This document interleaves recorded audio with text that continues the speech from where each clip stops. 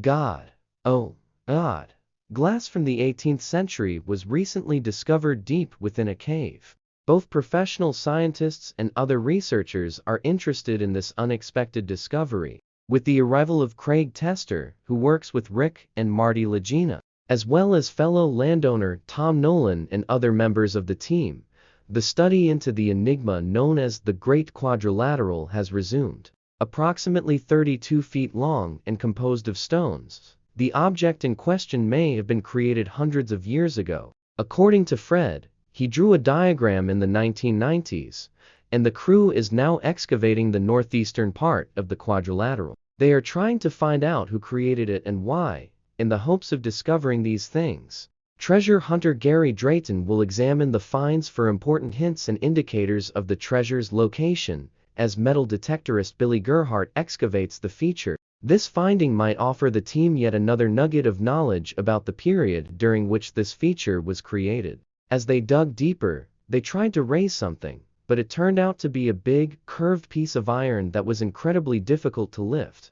During the excavation, 18th century glass was discovered in a rectangle that was dug up deep. Due to the way it was coiled, its size, and its weight, the crew claimed that when the piece of iron arrived, it reminded them of a chunk of a cannonball. This impression was brought on by both the size and weight of the artifact. One of the crew members disclosed that he had been successful in finding a sizable number of similar items in the southeast region of the country. Rick Lagina speculates that this finding could offer a significant hint as to who created the so-called Great Quadrilateral. If true, the discovery raises intriguing questions about the purpose of the feature. This site might hold wealth that could have been taken to Oak Island and buried there in the past. After pulling up one item and then uncovering something else in the same spot, the crew concluded that the discoveries were unique. They are determined to find additional artifacts and draw their own conclusions, suspecting there might be other boulders nearby. The team is currently working on the southern half of the feature, having recently finished the northern portion, where they uncovered several items of potential interest. The mystery deepened as they descended beneath the stone layer. Meanwhile, metal detecting expert Gary Drayton and Oak Island historian Charles Barkhouse continued exploring Samuel Ball's property. In the fourth season's 8th episode, The Mystery of Samuel Ball, they discovered a number of intriguing artifacts, including a dandy button, which was often worn on garments in the 1700s. They also found coins from the 1700s featuring King George I's image and a lead ingot used for musket balls. Drayton speculated that these artifacts might be the remains of a military encampment. Another discovery, a metal tag from the bottom of a revolver with a name etched on it, led some online academics to suggest it could be Samuel Ball's own. These findings support the theory that 18th century campers may have either left their own treasure behind or were searching for hidden wealth. In the fourth episode of season 7, titled The Lucky 13, Drayton and Barkhouse revisited Lot 21, uncovering an 1,800 seconds British halfpenny coin and a brooch with a detailed rope and leaf design. Marty Lagina observed that the brooch featured 13 branches, potentially referencing the Appeal to Heaven flag from the previous season. This flag, flown from George Washington's ships, depicted a pine tree with 13 branches.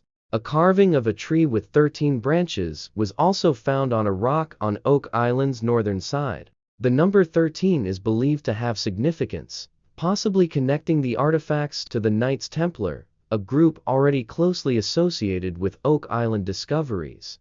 In the fifth season's second episode, Dead Man's Chest, the crew found a 17th century musket ball and a divided coin similar to a moraved. Coins like these were often cut into smaller pieces for easier transactions, inspiring the term pieces of 8, famously associated with pirate lore. These findings hint at the possibility of pirate or military activity on Oak Island in the 17th century. The search for hidden treasure continued in the season's third episode, Obstruction, as the team investigated Robert Dunfield's spoil piles from his 1965 excavation. Among the spoil piles, they found English coins dated 1673 and 1694, bearing King Charles I's image.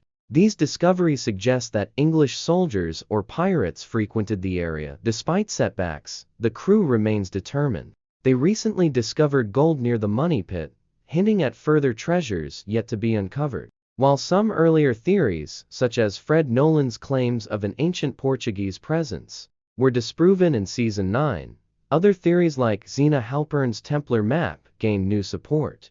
The Legina brothers continue their investigation, exploring connections to the Portuguese Order of Christ, Knights Baronet, and Prince Henry Sinclair. Though rumors and conflicting plots have often overshadowed their search, the crew hopes that this season will bring definitive answers. As the current season nears its conclusion, anticipation builds for the next installment.